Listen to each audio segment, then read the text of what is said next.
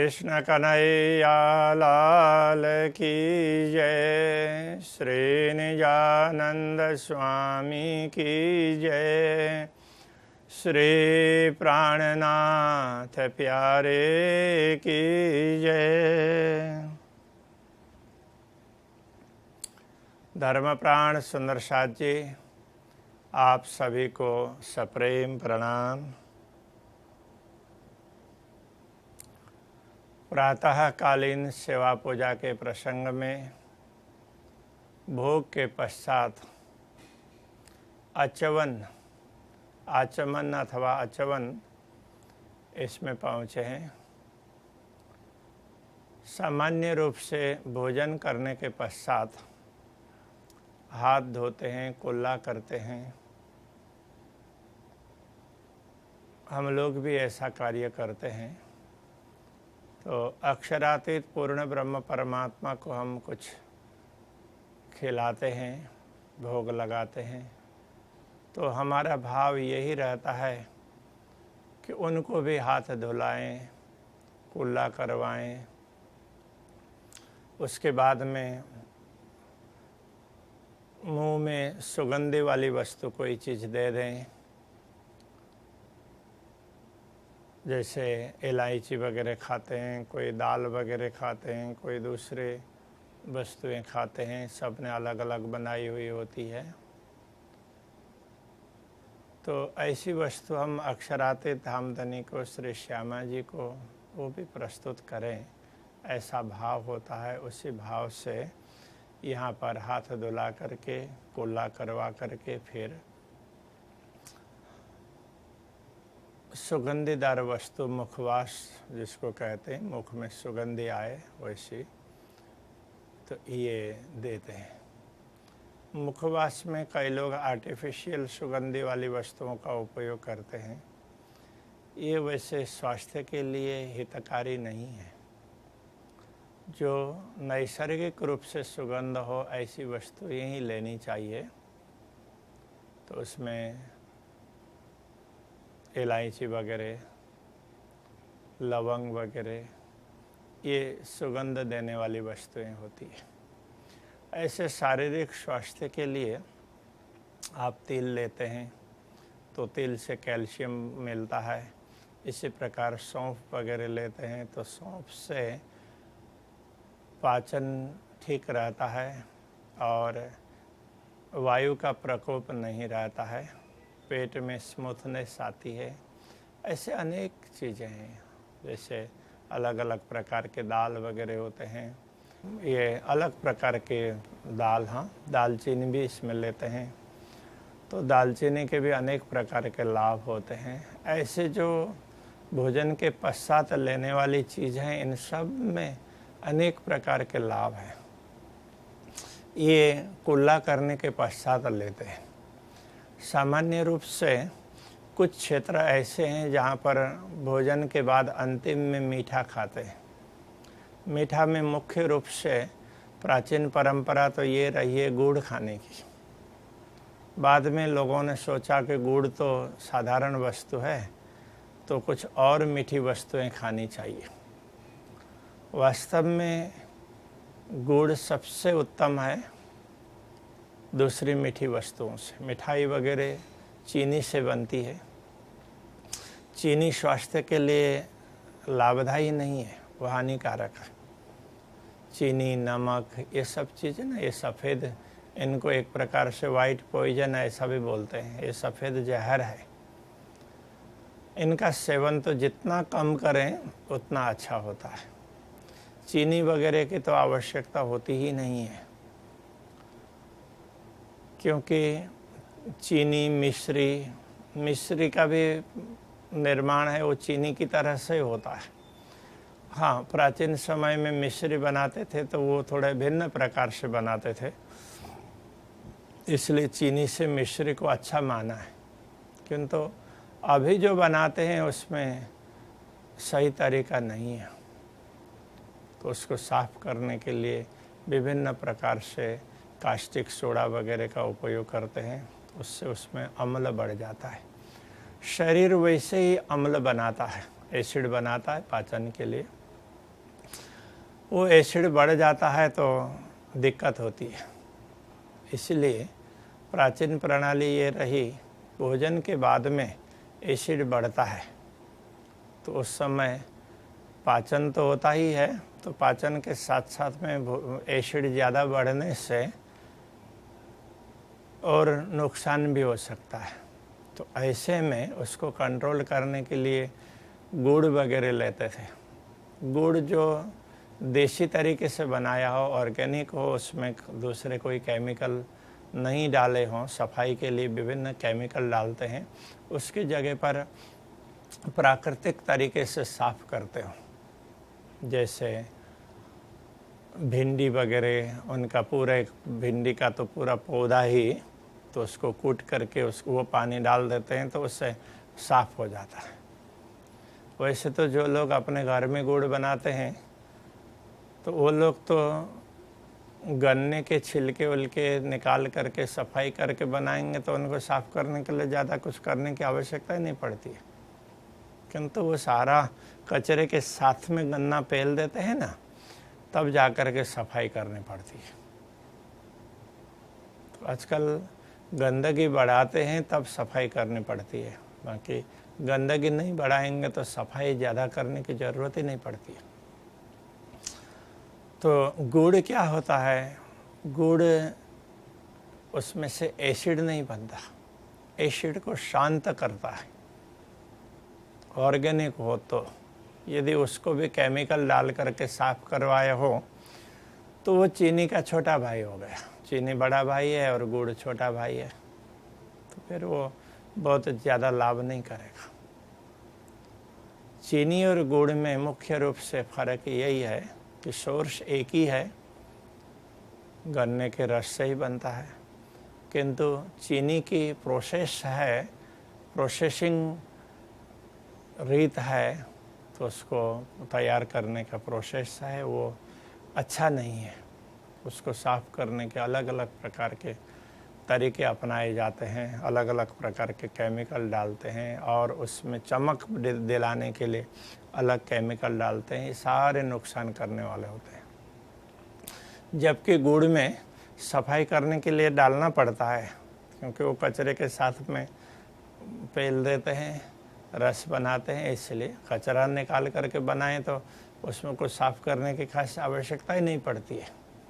तो गुड़ को यदि नैसर्गिक रूप से साफ़ करते हैं तो उसमें कोई कास्टिक सोडा वगैरह नहीं जाता है, तो एसिड नहीं जाएगा। और गुड़ बेजिक रूप से बेज ही है, अल्कलाइन है, हमारे शरीर को उसी चीज़ की आवश्यकता होती है। इसलिए भोजन के बाद में पाचन के लिए गुड़ खाया करते थे। अब तो गुड़ को हल्का समझने लग गए और अलग अलग प्रकार के मिष्टान्न वगैरह खाते हैं। सचमुच ये मिष्टान्न वगैरह कभी खाएं अलग बात है, बाकी वो भी गुड़ में बना करके खाएं तो अच्छा है। गुड़ बहुत उपयोगी होता है।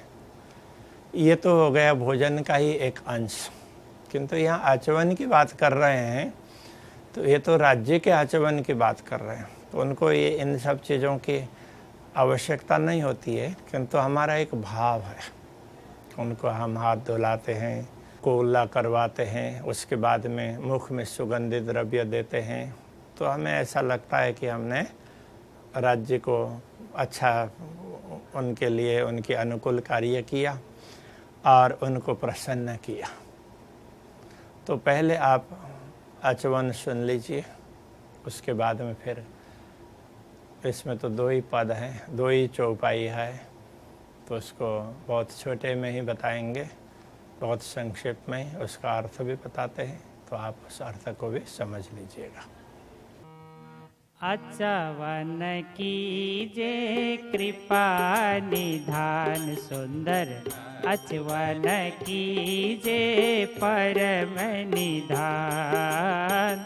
एक सखी जमुना जल ल्याई, दूजी लाई खरीता पान सुंदर, आचमन कीजे कृपा निधान सुंदर, आचमन कीजे परम निधान।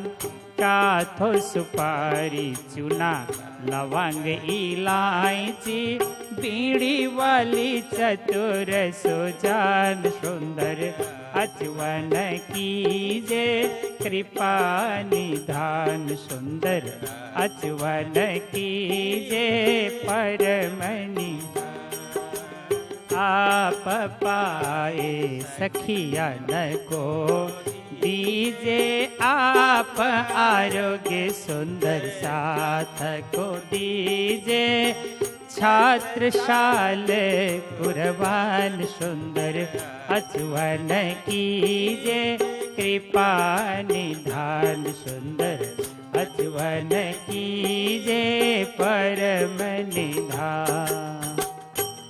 धर्मप्राण सुंदर साथ जी अचवन कैसे गाते हैं वो आपने सुन लिया। बहुत बड़ा सरल तरीका है, इसमें कोई कठिनाई आए नहीं, हर कोई सुंदर साथ गा सकता है। पद भी बड़े सुंदर और सरल है। इसी प्रकार से कोई गाए तो वो भाव से गाए तो बड़े प्रेम से गा सकते हैं। तो अब इसका भाव समझ लेते हैं। ये दो चौपाइयाँ हैं, तो ये क्या कहती है तो सुनिए। अचवन कीजिए कृपा निधान, सुंदर अचवन कीजिए कृपा निधान। ये कृपा निधान, कृपा के सागर कहें, कृपा के आश्रय कहें, कृपा के खजाने कहें, तो आपके पास ही कृपा है। ये पूर्ण ब्रह्म परमात्मा, तो आपके पास कृपा है, तो कृपा के निधान हैं आप। तो आप अचवन कीजिए, हाथ धो करके कोगला करना, वो आचमन है। तो आचमन बोलते हैं ना, तो संस्कृत में आचमन और हिंदी में कई स्थानों पे आचमन को अचवन बोल देते हैं। उस हिसाब से यहाँ भी अचवन ये शब्द प्रचलित हुआ है। तो धामधनी से प्रार्थना करते हैं। तो कैसा दृश्य है, उस दृश्य को कहते हैं एक सखी जमुना जल ले आई। तो एक सखी अक्षरातीत धामधनी को और श्यामा जी को हाथ धुलाने के लिए यमुना जल ले आती। एक सखी राज्य के लिए लाती है और दूसरी सखी श्यामा जी के लिए लाती है, और यमुना जल झारी भर करके ले आती है। और दूसरी सखी फिर हाथ धोना हो तो हाथ धोने का वो पात्र ले आती है जिसके ऊपर हाथ धोया जा सकता है। तो फिर राज्य उसमें हाथ धोते हैं, फिर कुल्ला करते हैं, मुंह साफ कर लेते हैं। तो वो दृश्य बता रहे हैं। तो जैसे हाथ धो लिया और कुल्ला कर लिया, तो उसके बाद में फिर दूजी लाई खरीदा पान। दूसरी सखी है, पान बनाने के लिए वो पूरा साधन लेकर के आती है और तुरंत बना करके राज्य को बीड़ा दे देती है। अब ये पान का क्या है कि आज के ज़माने में पान नुकसानदायी हो गए। पहले के समय में पान लाभदायी होते थे। जैसे पान में पान का पत्ता होता है, उसमें कत्था लगाते हैं, फिर उसमें कुछ सुगंधी वाली चीज़ें हैं, बरियावी वगैरह, ऐसे कुछ सौंफ वगैरह डालते हैं। अब अलग अलग प्रकार की चीज़ें डाली जाती है, इलायची भी डालते हैं और लवंग भी डालते हैं। तो ऐसी चीज़ें डाली जाती है। तो आजकल तो लोग क्या करते हैं, तो एक तो कत्था आता है, वो सिंथेटिक होता है, तो शरीर के लिए नुकसानदायी होता है। तो उसके ऊपर में दूसरी सुपारी उपारी डालते हैं।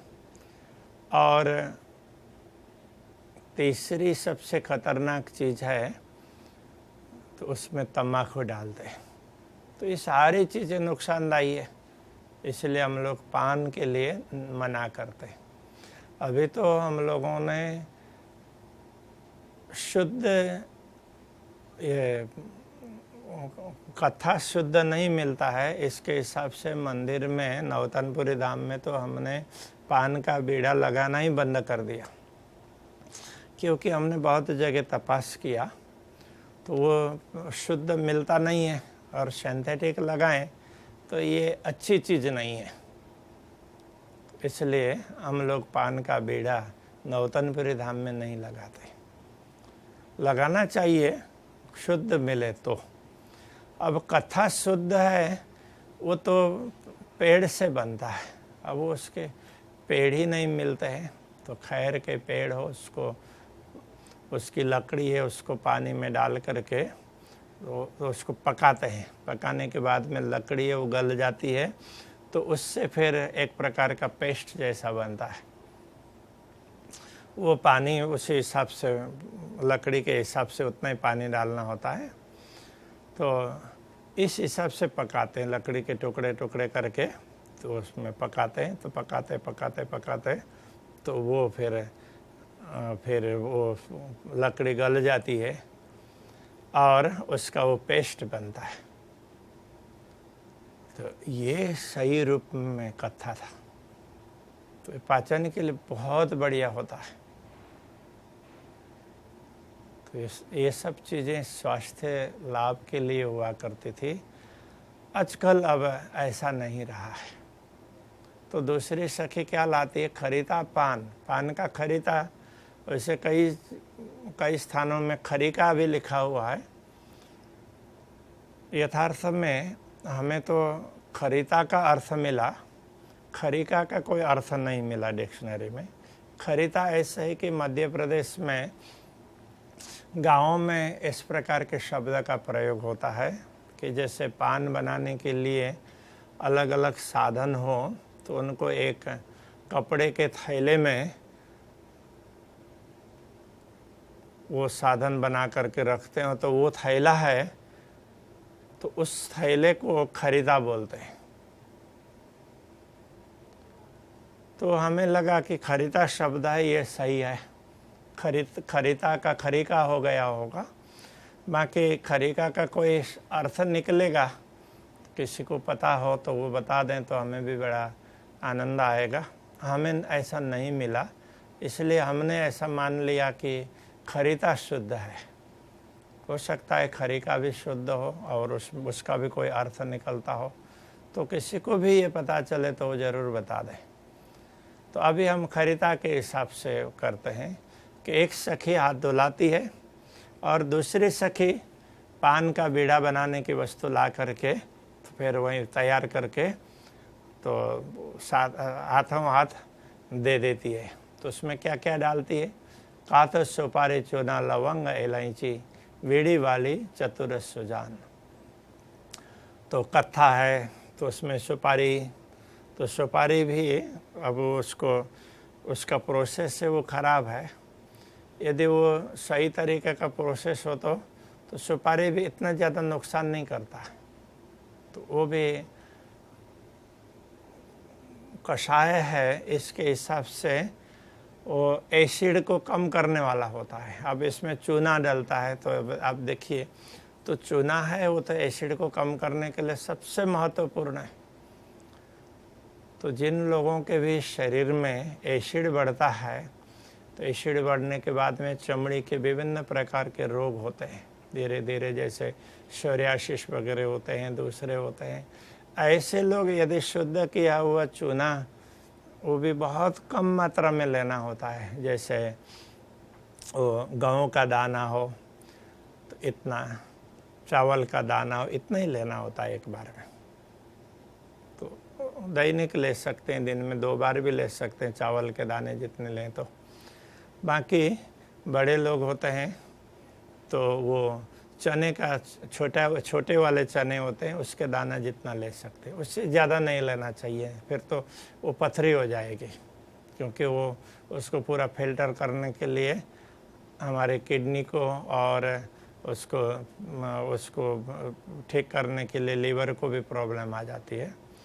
किंतु चूना बहुत उपयोगी है, तो हमने भी इसका उपयोग करके देखा, तो हमें भी लगा कि सचमुच विभिन्न प्रकार की कमियां हैं शरीर में, वो चूना पूरी कर देती है। उससे कैल्शियम, तो चूना तो कैल्शियम ही है, कैल्शियम के लिए जो दवा वगैरह लेते हैं तो उससे चूना बहुत ही ज़्यादा लाभदायी है। तो हर किसी को ये सब लेना चाहिए। आज तो मिनरल वाटर करके हम लोग आरओ का पानी ले लेते हैं, बोतल का पानी ले लेते हैं, तो उसमें कोई मिनरल्स होते ही नहीं है, सारे मिनरल्स है वो निकल गए होते हैं। मात्र वो फिल्टर किया हुआ पानी होता है। तो वो फिल्टर भी करते हैं तो वो अंदर जाली होती है, फिल्टर करने के लिए वो जाली दिखती नहीं है, होती जाली है, तो वो मेम्ब्रेन है। तो उसमें से वो पंप के फोर्स से पानी पार होता है, तो वो पानी तो साफ जाएगा, उसमें जम्स वगैरह नहीं जाएंगे, वो जम्स फ्री होगा। किंतु मात्र जम्स फ्री होगा, इसके साथ साथ में बहुत से मिनरल्स भी सारे छन जाते हैं, तो मिनरल्स फ्री भी हो जाएगा। तो मिनरल्स ही नहीं रहे तो फिर शरीर में दिक्कत होती है। अभी जो घुटने में दर्द वगैरह होते हैं, कैल्शियम की कमी होती है, एसिड बढ़ जाता है, इन सब चीज़ों के पीछे जैसे रिफाइन ऑयल लेते हैं और आरओ का पानी लेते हैं, तो इसके हिसाब से सारी दिक्कतें आती हैं। तो ये दिक्कतें ना हो इसके लिए तो ये सारी चीज़ें ना, तो उसमें वो बीड़ा में लगाया करते थे। तो अभी तो चूना भी वो वेजिटेरियन नहीं मिलता है। जैसे बाज़ार में वो जो पान बनाने वाले वो चूना के ट्यूबवेल वो लेते हैं, तो चूना किससे बनता है? आजकल वो बनाते हैं क्योंकि सफ्टनेस होने के कारण जो समुद्र में से वो सीपियों के होते हैं ना, सीपी तो नहीं है लेकिन समुद्र में से वो अलग अलग ऐसे उसके लिए प्रॉपर शब्द है, अभी मुझे ख्याल नहीं आ रहा है। तो वो चीज़ निकालते हैं उसके, वो वास्तव में क्या है कि वो सामुद्रिक छोटे छोटे जीव है ना, तो उनका वो घर होता है। तो जब वो उस घर में से निकल जाते हैं तो ऐसे ऐसे तैरते तैरते आते हैं, छोटे छोटे शंख जैसे ऐसी छोटी छोटी चीज़ें ऐसी आती है ना समुद्र की, ये उस प्रकार की चीज़ है। तो इसमें पूरा पूरा कैल्शियम होता है। कई बार क्या होता है कि ऐसे इकट्ठा करते हैं तो उसमें वो जीव भी होते हैं, तो उसको पीसते हैं तो वो जीव भी पीसे जाते हैं।